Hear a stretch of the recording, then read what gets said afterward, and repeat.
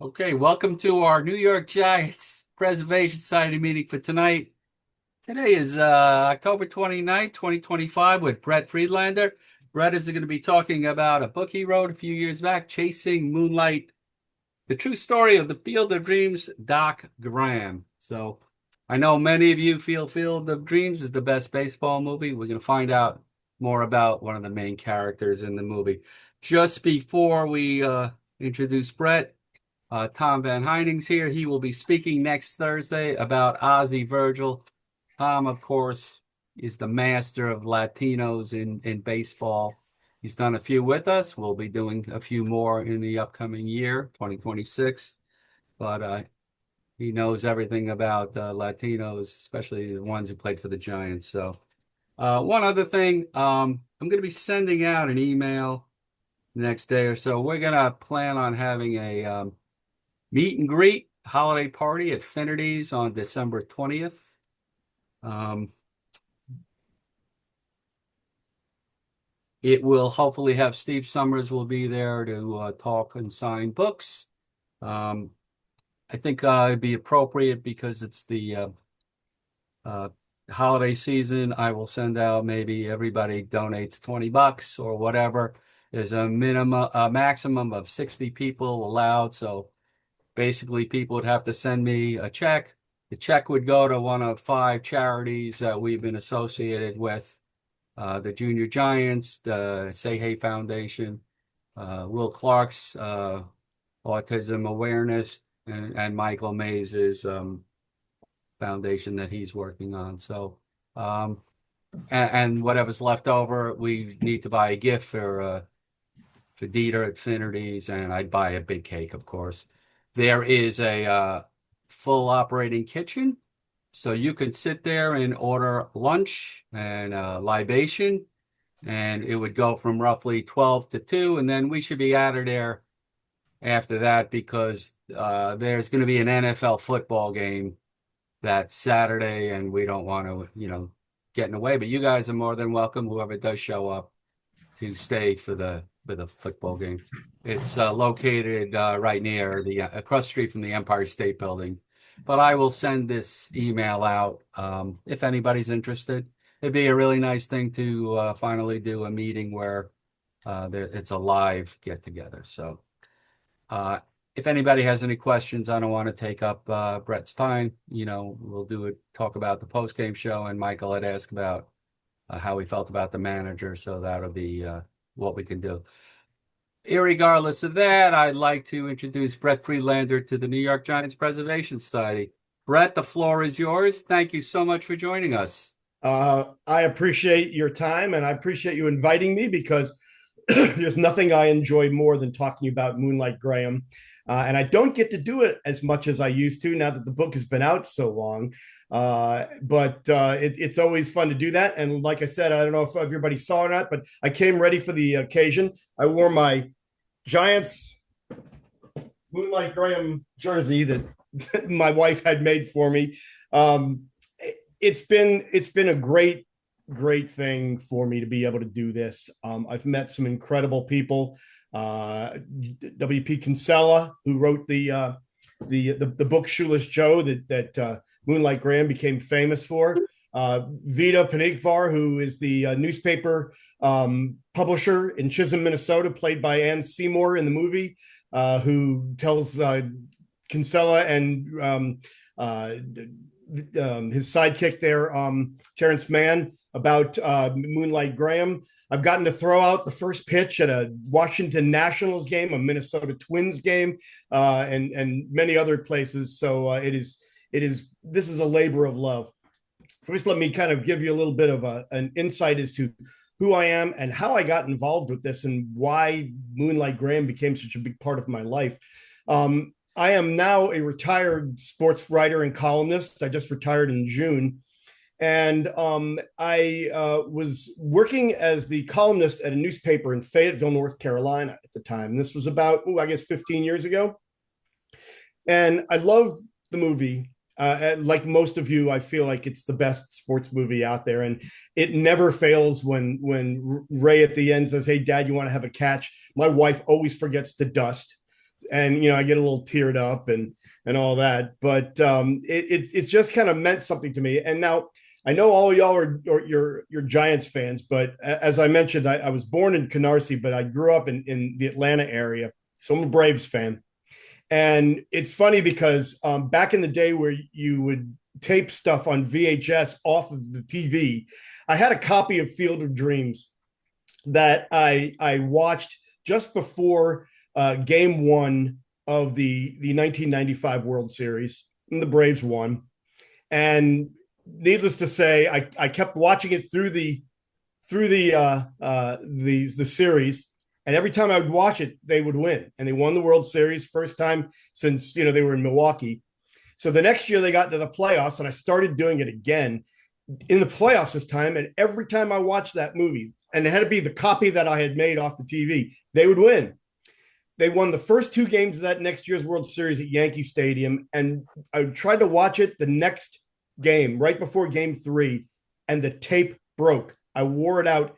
The Yankees won the next four, won the World Series, and I guess that was the end of the magic of that. But the magic has lived on for me. So I became so in love with that movie that in my cubicle in my office, I had a poster, and I'm sure you've seen it.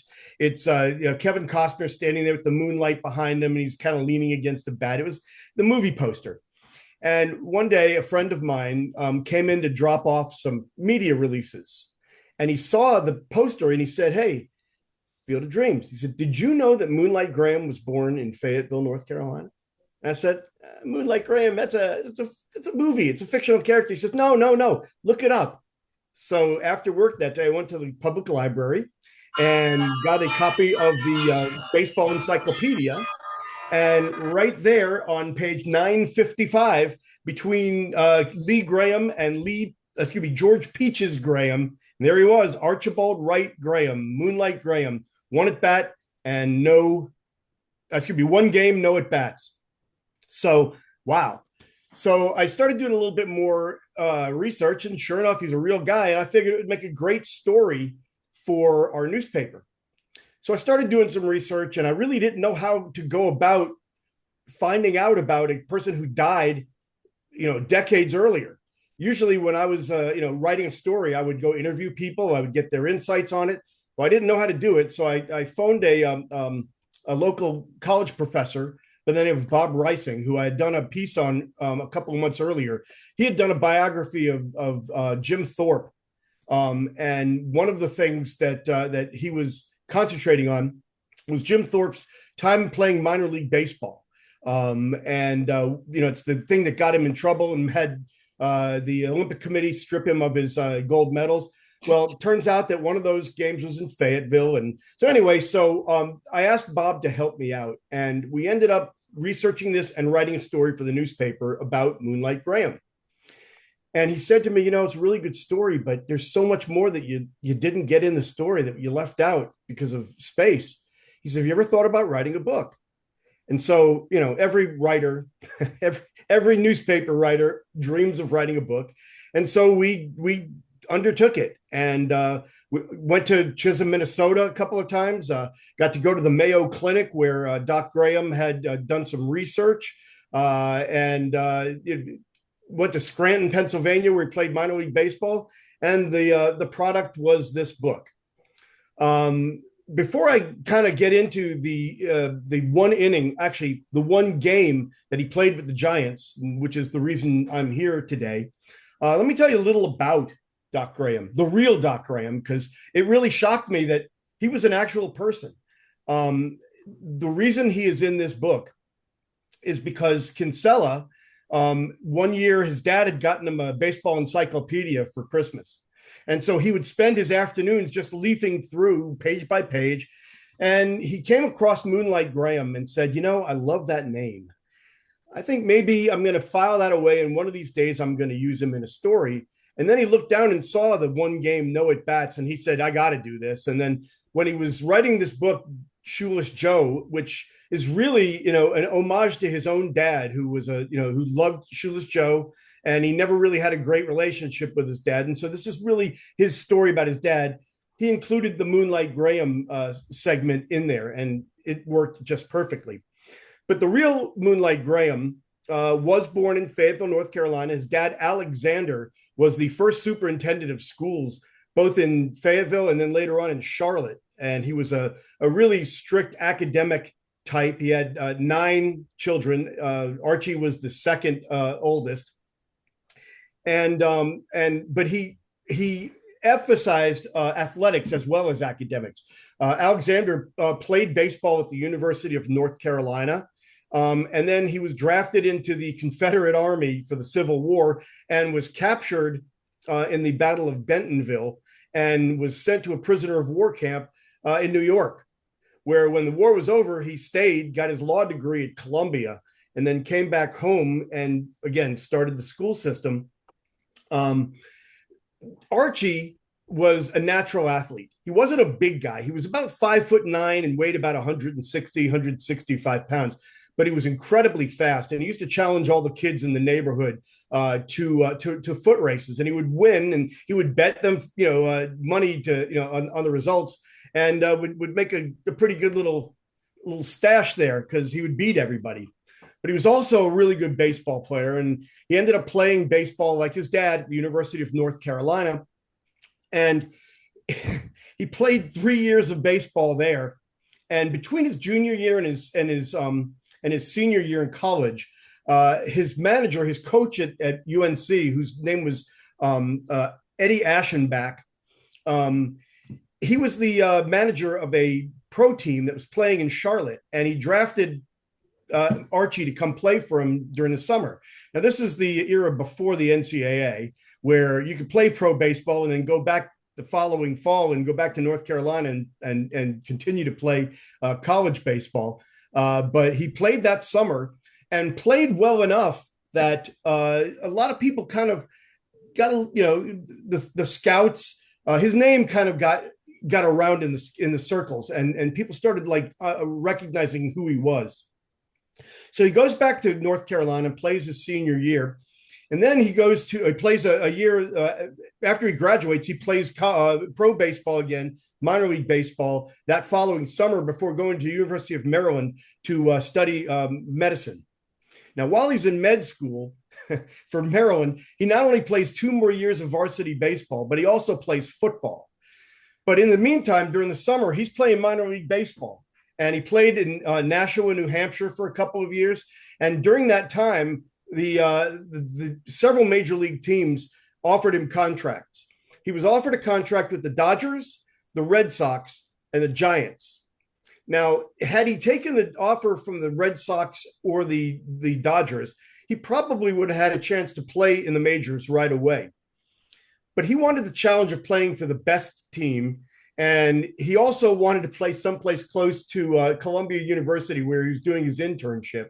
So he chose the Giants, which was kind of a mistake because they were absolutely loaded. They won, 109 games, I believe, the year before, and would have won the World Series had John McGraw decided he didn't feel like it was, it was kind of beneath his team to play the Red Sox that year. And their outfield, it consisted of Mike Donlin in center field, who hit 356 with 7 homers and 80 RBIs in 1905. The left fielder was Sam Mertes, who hit 279 with 108 RBIs. And then in right field was George Brown, who hit 293. So it was a tough outfield to crack. And Graham also hurt his leg playing football the previous fall at Maryland. And so his speed was kind of diminished. So he missed spring training because of school. He arrived late and he was limping. So when he got there, McGraw was really hesitant to play him. For one reason, he didn't like to, deviate from his normal lineup.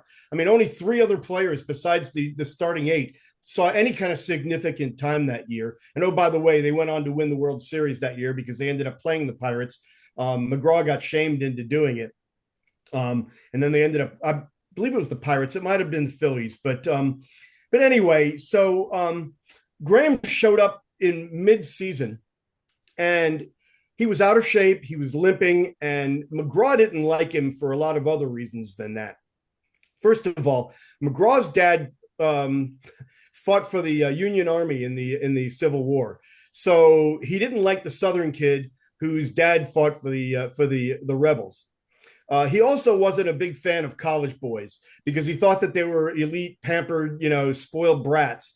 And McGraw was kind of a street urchin who fought his way through his youth, and so he didn't like Graham for that reason also. And he also didn't think that Graham was dedicated to the game. He thought he disrespected the game by showing up late and not being there for the start of the season. McGraw was really, really he was very disagreeable. But if you respected the game and he thought that you were giving it your all, then he was very loyal to you. I mean, he forgave Fred Merkel for his boner 4 seasons later in 2010 when he cost him the pennant. So, but he just didn't like Graham. So he let him languish on the bench for about 3 weeks. So we get to the day of June 29th, 1905. And they're in Brooklyn, and it's an afternoon game, and there may have been 2,000 people in the stands. There wasn't a lot of people there. And they just bludgeoned the team that became known as the Dodgers. It was 10-0 after 6 innings. And at that point, McGraw did something he doesn't usually do. He started subbing, and he started putting in his subs. He took out Christy Mathewson and put in Claude Elliott to finish the game. And finally, in the 8th inning, he pointed his bony finger at Graham on the bench and said, "Right field." So Graham went out there, grabbed his glove, went out and played not 1, but 2 innings in right field.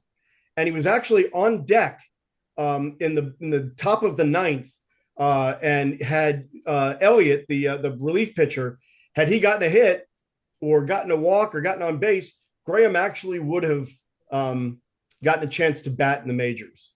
But he popped up to second, and the Dodgers went out 1-2-3 in the bottom of the 9th, and his career basically was over. Now, in the movie Field of Dreams, Doc Graham tells Ray Kinsella that it was the last day of the season. He didn't want to go down to the minors again, so that's why he quit and went to medical school. Well, that's not really how it played out. We're in mid-June now, and he went with the Giants to Philadelphia, which is where the next 3 games were. And while he was there, McGraw got the idea that let's send him down to the minors to get him back into shape. And he had played the year before in Scranton, Pennsylvania, and they were real close. So he talked the team's management into sending him down there to get a little seasoning, to get back into playing shape, put him on a train and sent him to Scranton, Pennsylvania, where, by the way, his manager was Eddie Aschenbach, his college head coach. He ended up playing 3 more seasons at Scranton in the minor leagues, and actually led the New York Penn League in hitting twice. He never really got another sniff of the majors. Now, in 1906, his coach Aschenbach managed to wrangle up an exhibition game against the Giants. They came to Scranton on the way to a road trip. I can't remember where they were headed. They may have been going to Pittsburgh, but on the train, it stopped in Scranton, and they arranged an exhibition game where Graham got a chance to play and show McGraw what he could do. And he had a great game. He had a double, he had a single, he went 2 for 4, scored 2 runs, and made a great catch in center field. But he didn't know it at the time, but McGraw had already signed another young outfielder to come fill the roster up for the rest of the season, and he had no intention of bringing Graham back. But anyway, so Graham played out his career there in Scranton, and he started his medical practice there. And he had every intention of staying there and basically making that his home. But in Scranton at the time, it was a big mining area. And they had these big blast furnaces where they smelted the iron from the iron ore that was taken from the ground there, from the mines. And it created a real bad smog problem. and he developed this persistent cough, and he thought it was tuberculosis. Never really diagnosed what it was, but he had a hard time breathing and knew he couldn't stay there. So he ended up taking a job in Chicago. And while he was in Chicago, he was only there about 6 months. And while he was there, he ended up going to a medical conference at the Mayo Clinic in Rochester, Minnesota. And while he was there, a colleague had told him that the Rood Hospital in Chisholm, Minnesota, up in the Iron Range near the Canadian border, was looking for a doctor. And he said, the air up there is as pristine and clear as any you will find, and it will definitely help, with the cough. And so Graham decided, you know what? I'm going to do it. He got on a train, went to Chisholm, Minnesota, and sight unseen, walked up to the door of the hospital and knocked on the door and had said, "Hi, I'm here. I am your doctor." And he ended up staying for 44 years for the rest of his life. And that's the Doc Graham that we really don't get to know from the book. This is a guy who helped a town that had just been devastated by a fire that pretty much wiped out the entire downtown area of it. He helped them rebuild. He helped teach the miners there, who were mostly Croatian and Slovakian and Russian and didn't know how to speak English, and he helped them learn English and become citizens. He birthed about 30 babies a year and didn't take money from people because they couldn't afford it. He became an icon, and he eventually went to work at the school, the local school. He became the school's doctor, and he did a groundbreaking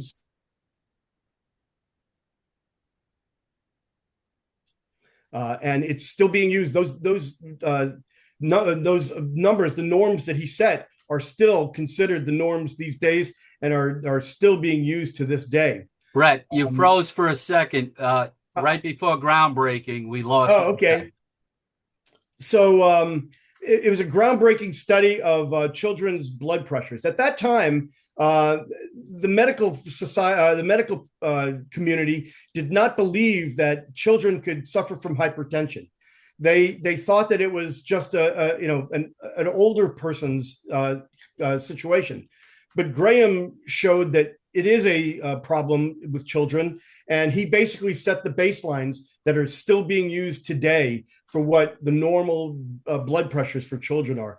And that was one of the cool things going to the Mayo Clinic, because his research in his handwriting is still on file there.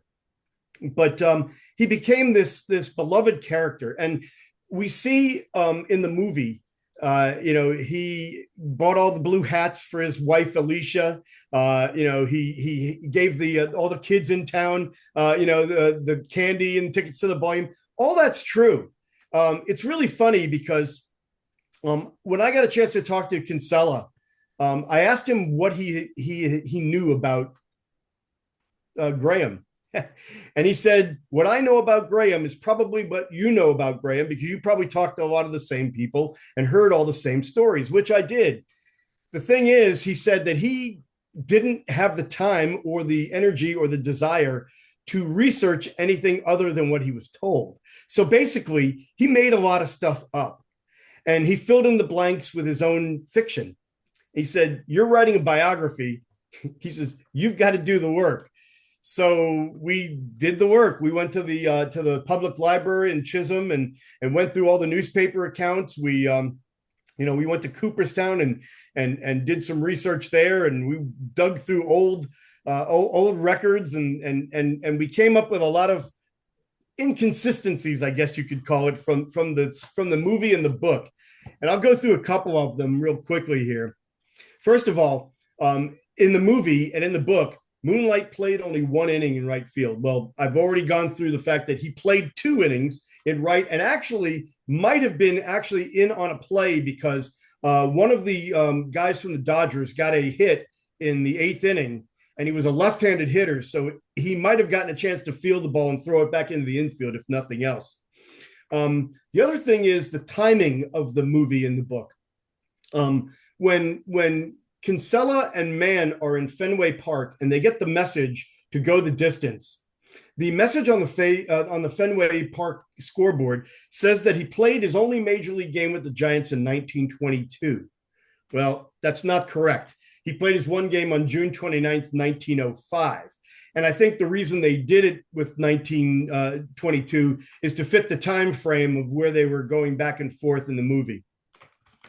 Graham also tells Kinsella that his one game came on the final day of the season, and as we already ascertained, it was in mid-June. He also tells Kinsella that he retired to become a doctor, which not necessarily true. He continued to play for 3 more years and actually even played while he was already a practicing doctor. He also tells Kinsella that his office was in downtown Chisholm, which it wasn't. It was actually at the elementary school. And one of the fun things while I was researching this, the basketball coach at the high school there in Chisholm, the chair that he had behind his desk was actually Doc Graham's chair. It was an old wooden chair that you could tell had been painted over green a couple of times, and it squeaked really, really loudly. But he was really excited about it because it was one of the few remaining artifacts there that was attached to Doc Graham. Let's see. Kinsella in the movie and the book meets Graham in 1972. Graham actually died in 1965. Actually, after he retired as a doctor, he ran for school board and served 2 terms and died while he was in office. He also tells Kinsella that his dad was a doctor, which he was not. He was an educator, and actually that Graham Archie was really the only one who didn't go into academics. His younger brother Frank Porter Graham went on to become the president of the University of North Carolina system and an early proponent of civil rights. He was also a United States senator, and at one time was called and asked by Franklin D. Roosevelt to serve as his running mate, and he turned it down because he said that I'm an academician, not a politician, and that's a job for a politician. In the movie, young Archie Graham bats right-handed. Well, the real Moonlight Graham batted left-handed. In the movie, Burt Lancaster had a mustache, and Doc Graham didn't. An aside, this was Burt Lancaster's last role before he passed away. And it's really kind of fitting that his farewell to film was disappearing into the cornfield in Iowa and just kind of going off into the Neverland there, into wherever the ghost players go to. I guess it was heaven, right? Couple of other things. Graham in the movie wears a uniform that's very similar to the one that I'm wearing. It says Giants across the front in red. Well, if you look at the picture that in the book, he has a uniform where on one side it says N, is a big N, and there's a Y on the other side, and it's in blue.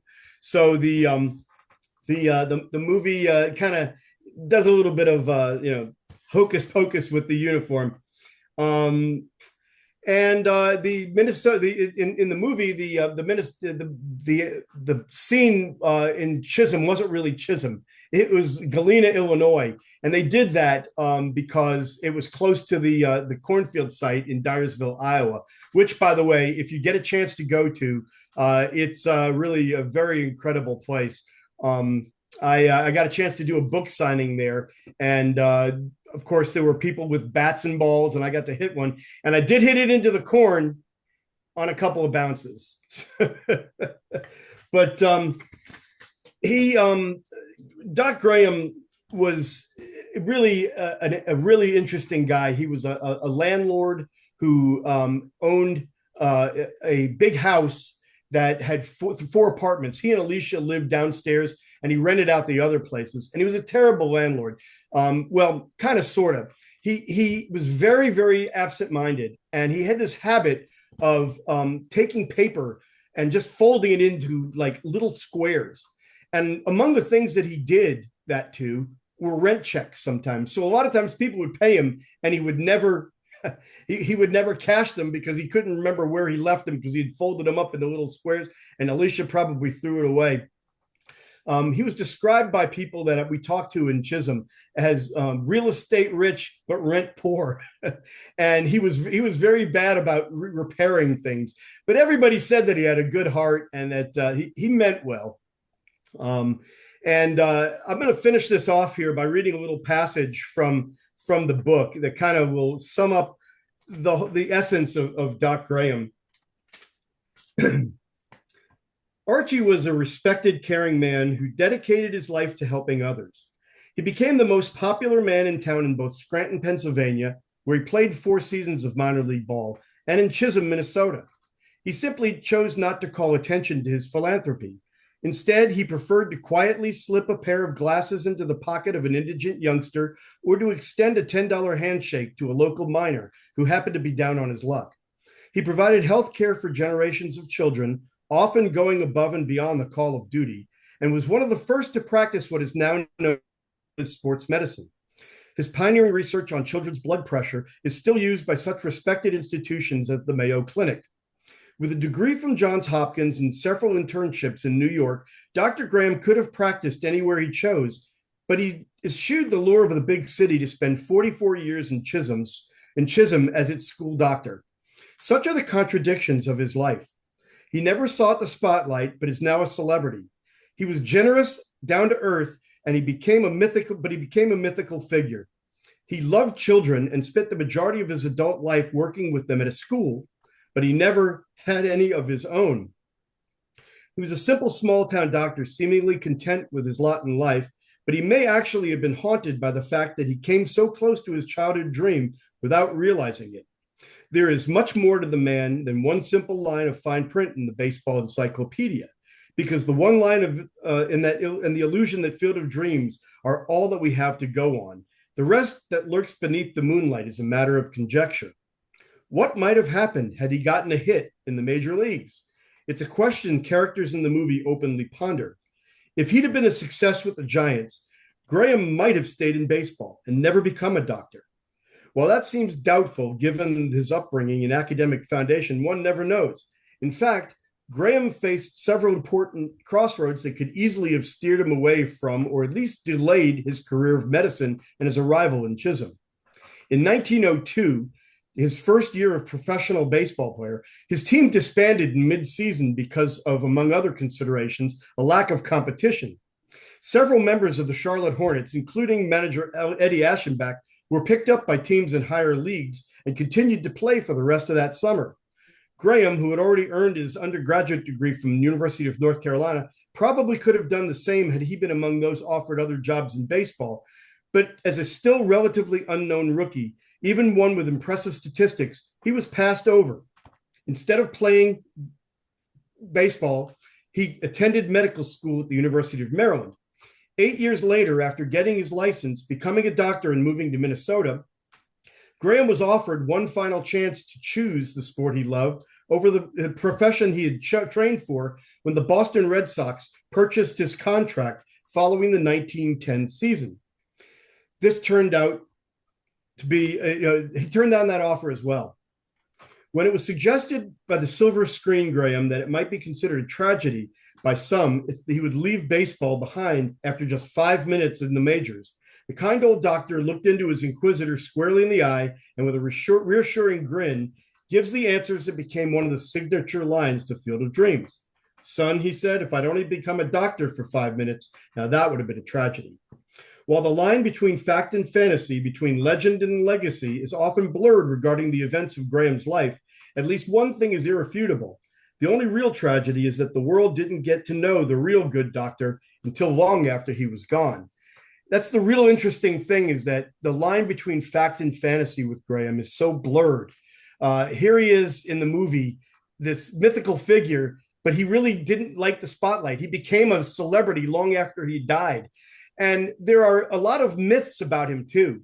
And one of the things that I learned from talking to his friends, his coworkers in Minnesota, was that everybody had a story, and they've been growing in intensity and in fiction over the years. One of my favorites, is the one told by Vita, the newspaper publisher who actually wrote the obituary that she reads in the movie. So she claims that Kinsella came into her office just the way Ray Kinsella and Terrence Mann did. Well, she claims that that was real. That's what really happened. That Kinsella came into her office, but that J.D. Salinger was with him. Now, if you read the book Shoeless Joe, J.D. Salinger is the character who is the writer who Kinsella kidnaps and brings with him to the field because he had the dream about Ebbets Field. Well, when he went to do the movie, Salinger's estate threatened to sue, so they had to change the name, which is why it became Terrence Mann. But according to Vita, Kinsella and Salinger showed up at her office, and she claims that they came in this black sedan and that they were wearing like black suits. She thought they looked like the Blues Brothers, and she thought they were like FBI agents coming to roust her. And she told them all about Doc Graham and showed him the picture that you see in the that's on the baseball card that one of y'all held up a little earlier. Well, it's a great story, but it's not true. Kinsella told me that he went into Vita's office with his wife. They came in his mustard colored Datsun, and he was wearing a Hawaiian shirt, a St. Louis Cardinals hat. So it got embellished over the years. Another great story is, and this one might actually be true. Allegedly, according to local legend, Doc Graham actually played in a game against Shoeless Joe Jackson. It was in the 1920s, and Graham was playing for a semi-pro mine team there in Chisholm. One of the mines in town had a semi-pro team, and they played they played other mine teams from other areas like Hibbing, Minnesota, which was next door, which by the way was the birthplace of Bob Dylan, and Duluth and some other places. Well, he played well into his 40s. Well, in one of these games, they played a barnstorming team that allegedly had Shoeless Joe Jackson on it. He was playing under an assumed name because he was banned from baseball. And in the game, allegedly, the last out was hit by Shoeless Joe, hit a line drive into the gap, and Graham made a diving catch, ran into the game, ran into the gap, ran it down, and made a diving catch to end the game. People who were there swear it happened. There is absolutely no record of it happening, but it's a great story as well. One other thing before I open it up for questions, Graham did actually have a brush with another great hitter, and this one is for real. Ted Williams used to come to Chisholm every winter because he was an avid ice fisherman. And when he was playing in Minnesota, in Minneapolis as a minor leaguer, he and a couple of teammates went up there, saw there was a nice quiet place to go to do some ice fishing, and that they really wouldn't roust him because he was Ted Williams, and he was able to just kind of have a little quiet time and go fishing. And so every winter he would go to Chisholm to do some ice fishing, and he would meet with Doc Graham, and they would talk about hitting, and they developed quite a friendship. So that's about all I have, and I'm sure that you've got some questions, and I would love to answer them. Rhett, that was fabulous. The book is still available, and if somebody would want it, Amazon? Yeah, let's forget the Amazon, okay? I've got copies, and I can send you a signed copy. Let me give you my email address. Just email me, and I'll send you the details. Right now, my Venmo is down. I gotta get with them and get it turned back on again. But my email is my name. It's Brett, Brett Friedlander, Friedlander @yahoo.com. Wonderful. What's the price? I'm sorry, Steve. Price. The price. The price is $19.95. It's $20. And if you throw in maybe $5 for shipping, so say 25. Wonderful. So I'm going to start off, one of the greatest movies. I don't know if I can watch it anymore. I thought Going Into the Cornfield was bad. Now you're telling me nothing is right in there. So no, but your stuff was great. Couple of things. So I guess you feel that if he never got into a game, he would just be a footnote in a medical thing rather than a baseball story, correct? Correct. he was already a foot. I mean, even though he got into the one game till the 1970s, he was already a footnote. He was just a forgotten name in just a one line mention in Baseball Encyclopedia. And this writer who loved baseball and happened to be leafing through, and in that Kismet, he happened to see it and just loved the name. And then when he looked down and said, "Oh, there's got to be a story there," Right. I mean, you see one game, no at bats. It's like, it's funny because there was another kid many years later. I mean, almost a century later, a kid by the name of Adam Greenberg, who, and by the way, same initials as Archibald Graham, AG, who was called up with the Cubs, and he got a chance to go to bat. He was a pinch hitter, and the first pitch he saw in the major leagues, he got beamed in the head, and he got vertigo so bad he was not able to come back and play. So he also had a career where he played in one game and didn't have an at bat. So he would have been that. But Kinsella was inquisitive enough to find the details. And the story, he said, the story was almost too good to be true. He says, I couldn't have written it any better. Did you, I know you're talking about Kinsella. Did you meet Kinsella Sr., that being DeWeer Brown? He's always in Cooperstown, Yes, he signing is. autographs. You met him? Yes. I met him. My son's favorite player is Chipper Jones. And when Chipper got inducted, we went to Cooperstown because we had to be there. And he had a booth set up, and he was signing autographs and taking pictures. And actually, his booth was right next to one with Darryl Strawberry, Sid Bream, and Dale Murphy, who, by the way, should also be in the Hall of Fame, and so should Straw. But anyway, yeah. So and we talked about it, and he says that he's one of those guys who, there are some people who don't like their career to be defined by one role, but he has embraced it. And Very he, nice man. he loves to talk about it, and it was very cool. Got his autograph, got my photo with him and everything. So yeah. Lastly, you mentioned being at the actual place in where the Field of Dreams is. Did you go for the 35th anniversary in 2024 with Costas and the? I did not. Okay. It's kind of bittersweet because when I went, it was basically just the house and the field, and they had a little souvenir shop in the parking lot, and the corn. And while I really love the fact that they are, Major League Baseball has embraced it. I love the fact that they had the game there, although I'm glad they have not done it on an annual basis. But it just kind of feels like it's gotten a little commercialized now. Right. And that kind of takes away from that pristine, that romantic kind of vibe that it had to it. And I'm told, though, that the field that they actually play the games on is a little bit removed. It's not right up against it, and it's a little behind it, so that it's not in the in your eyes, your sight of vision. So I hope that they've done it well, but again, it's a little bittersweet that they've commercialized it a little bit. Brett, I want to tell you, fabulous. Thanks so much for joining us. Mars, you're up. Hi, Brett. Thanks for that wonderful story. I also didn't. I thought he was a fictional character too. But I have a question to ask you since you lived in Atlanta and was an Atlanta Braves fan.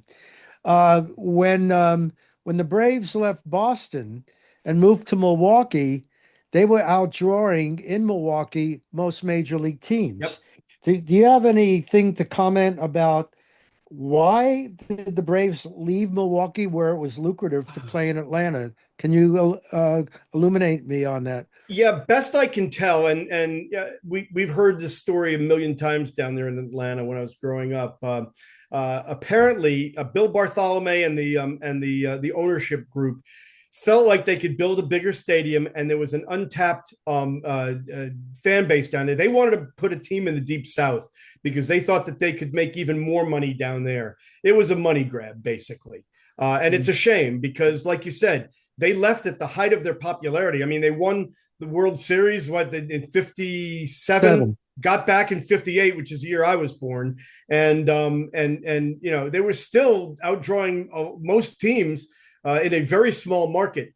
But I think that they felt like they had tapped out that market and that they had kind of gotten everything out of it that they could get it, and they were plateauing. And that because it wasn't just Atlanta, it was the Deep South, and that they could really kind of sell the team to not only Atlanta area, but the entire state of Georgia, South Carolina, North Carolina, Alabama, Tennessee. There was a gold mine there, and I think that's the reason they did it. And oh, by the way, did you know that Eddie Matthews was the only player to ever suit up for the Braves in Boston, Milwaukee, and Atlanta?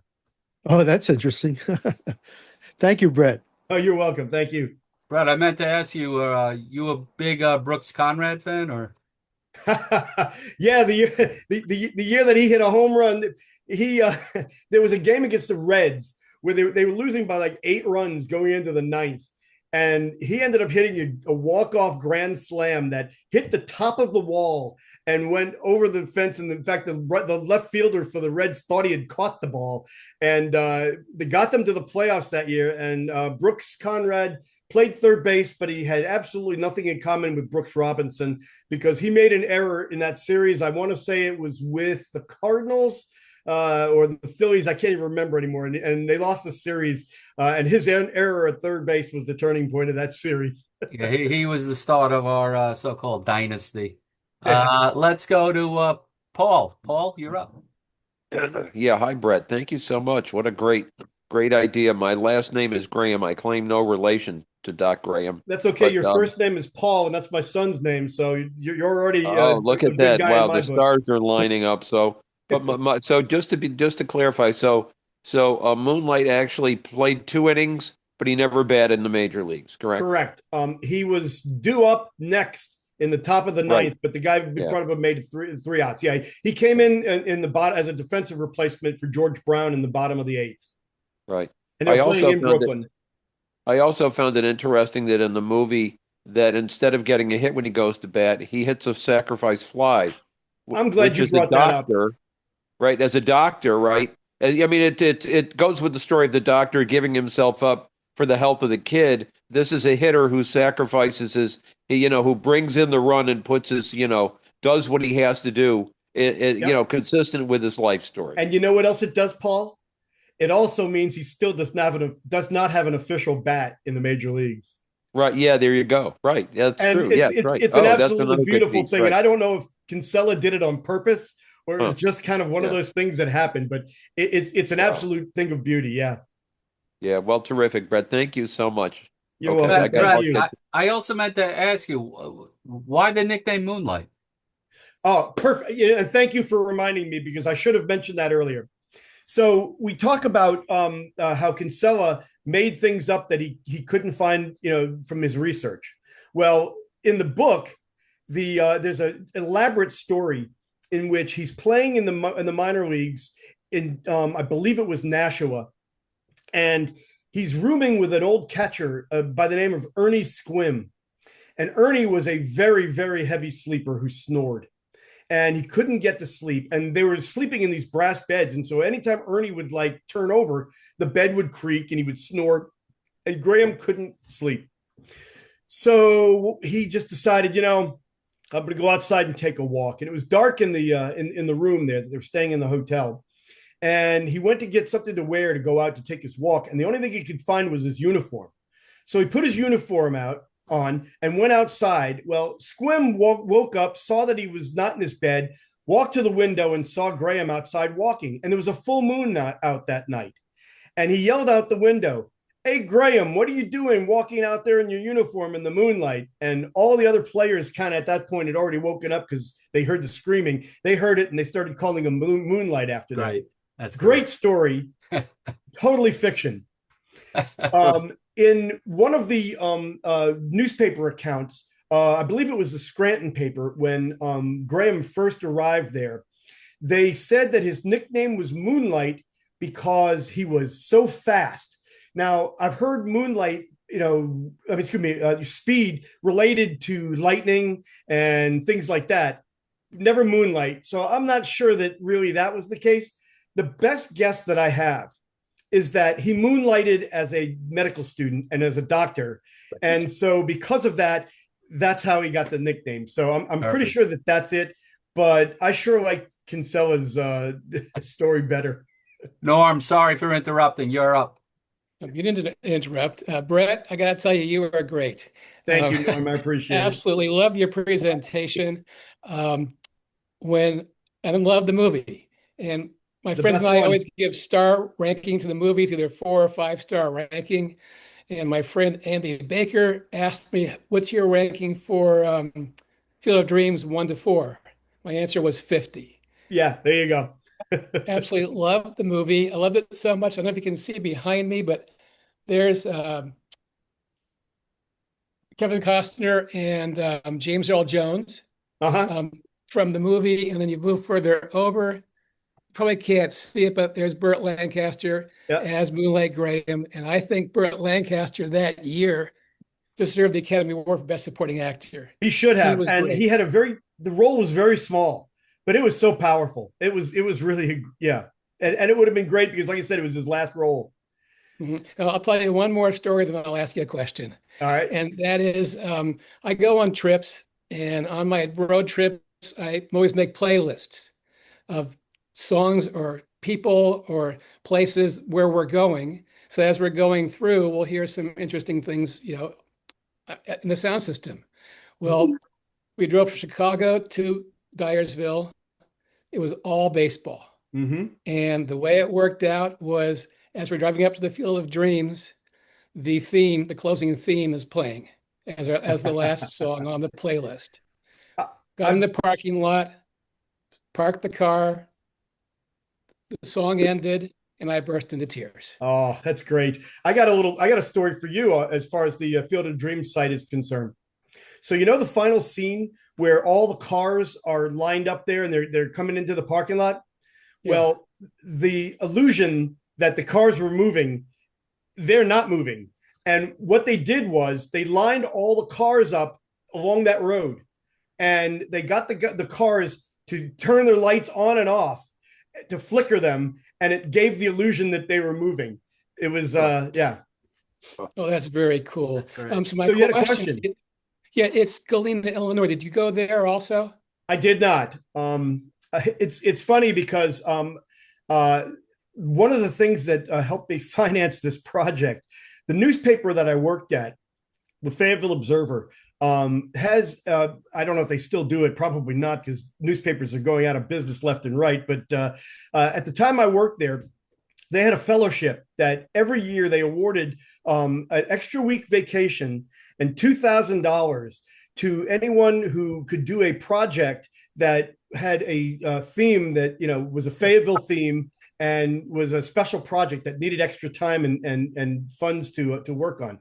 And I was selected when I presented the Moonlight Graham book. So I kind of had limited funds.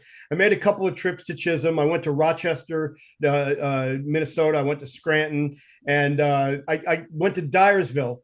Actually, the trip that I made to Rochester, we also went to Dyersville, and that was the time that I threw the first pitch out of the Twins game at the Metrodome, because it was around the June 29th, and on the date that he played his one game, they had a Moonlight Graham themed night. And Vita threw out one of the first pitches, and I got to throw out one of the first pitches, but ran out of funds. That I would like to have gone to Galena, but never really had the means to do it. I'm sorry, if you ever get the chance, though, you should go. And you should go there, be there at night. Because when you're walking through the town at night, you can imagine when Ray first saw Doc Graham.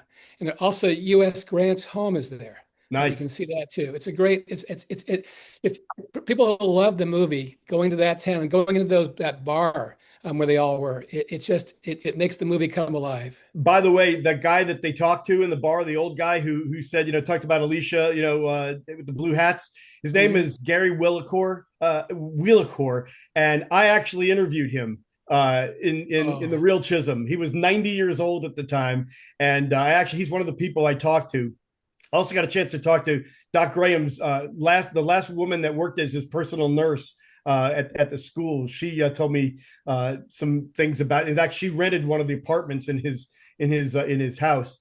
But you know what? Like you did, I know it wasn't where the movie was held, but I walked up and down Lake Street a couple of times at night, hoping Doc Graham might kind of amble by and I could talk to him too. He never showed up, but maybe because his ghost was in Galena. Okay, well, I'll end it the same way I started it. Brett, you are great. Thank you so much. Thank you so much. I appreciate being here. Thanks, Norm. Harvey Weinberg. Brett, that was terrific, fabulous. Did you speak with or interview or collaborate with Kevin Costner? We tried to, and we also tried to speak with what's his name, Terrence Mann. I should know his name. James Earl Jones. Yes, James Earl. I don't know why I brain freeze. Anyway, we tried to do both, and neither one of them would consent to an interview. So it's a shame, but it is a shame. Yeah. Listen, I was so thrilled to be able to talk to Kinsella, to the real W.P. Kinsella, and we spoke to him several times. It's funny because I asked him, "You still writing?" And he said no. He had some health issues, and he didn't write anymore. Later in his life, he liked gardening, and he was a professional Scrabble player. He would play Scrabble online for against other people in tournaments. Thank you very much. It was wonderful. You're so welcome. Anybody have a question who does not know how to raise their yellow hand? Brett, I'm going to ask you one last thing. Now, listen, you got to explain. We all know the line is coming, like your wife said. Why no matter what, you tear up? It's not you, it's everybody. You know the line is coming, and yet it happens no matter what. Because, some of the people who don't claim it as one of the great baseball movies will tell you it's not really a baseball movie. It's a father and son movie. And I just kind of feel like it's, the whole, is this heaven, and then he looks over there and sees his wife and his daughter and they're laughing. And you realize that, there are some things that really are more important than your bank account, than politics, than all these things. And your relationship with your family, especially your dad. I mean, I would love to be able to have a catch with my dad again. I had a great relationship with him, but, he passed in 2020.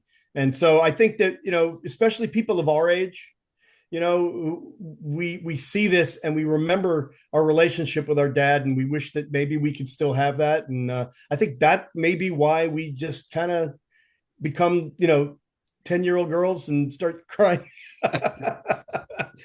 All right. but it's not just us baseball fans. I mean, when first of all, to me, the appeal of this, and appeal of especially Doc Graham, is incredible. I mean, a film crew from Japan came to Chisholm to do a documentary on Moonlight Graham because they were so infatuated with the movie. When I visited his gravesite in Rochester, Minnesota, and he's married in Rochester because that's where his wife Alicia was from. And by the way, shout out to this woman named Lynn Didier, who was Alicia Graham's great niece. And she was one of the last remaining descendants of the Graham family. And she is the family historian. And she's the one who collected most of the photos that you see in this book.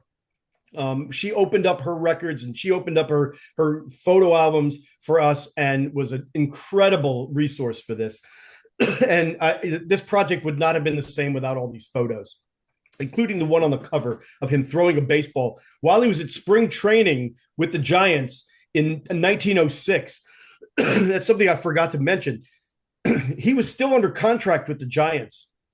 And he had finally finished his medical studies, and he was able to attend spring training the year after he played in his one game.